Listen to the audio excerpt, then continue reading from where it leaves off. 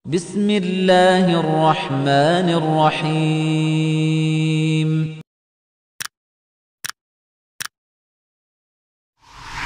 Ketaatan-ketaatan yang Bapak Ibu lakukan kalau ikhlas karena Allah itu bisa terwariskan kepada anak keturunan kita.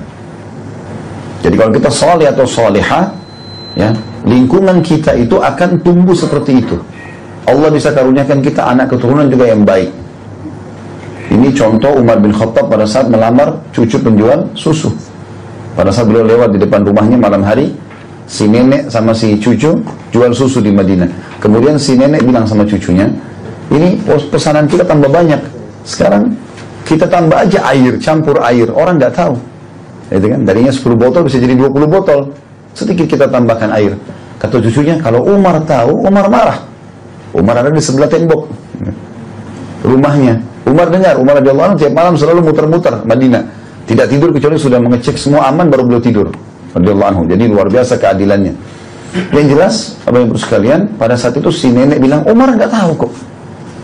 Lalu kata cucunya sambil menangis, kalau Umar tidak tahu bagaimana dengan Tuhannya Umar, hai nenekku. Tapi ini si perempuan ini nangis nih. Waktu dengar itu, Umar bin Khattab nggak pakai banyak ngomong, pulang ke rumahnya tengah malam nih.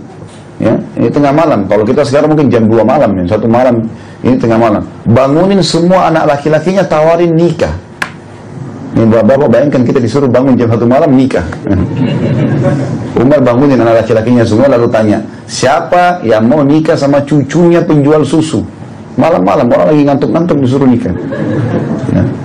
Maka orang, anak-anaknya semua pada diam, gak ada yang ngomong. Kata Umar, kalau tidak ada yang mau nikah, saya akan nikahi. Lalu Asim, salah satu anaknya Umar, yang umurnya masih di bawah 20 tahun, waktu itu angkat tangan mengatakan, saya nikahi sebagai bentuk bakti kepada anda.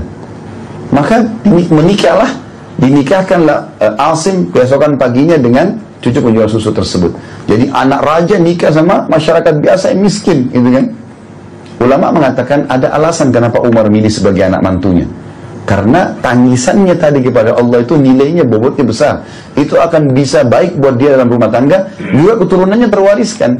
Ternyata Asim ini sama istrinya tadi punya anak namanya Abdul Aziz. Abdul Aziz punya anak namanya Umar. Umar bin Abdul Aziz khalifah yang terkenal dengan kesolehannya. Ya, dalam 2 tahun memimpin dari tahun 99 sampai 101, itu tidak ada lagi orang yang mau menerima zakat.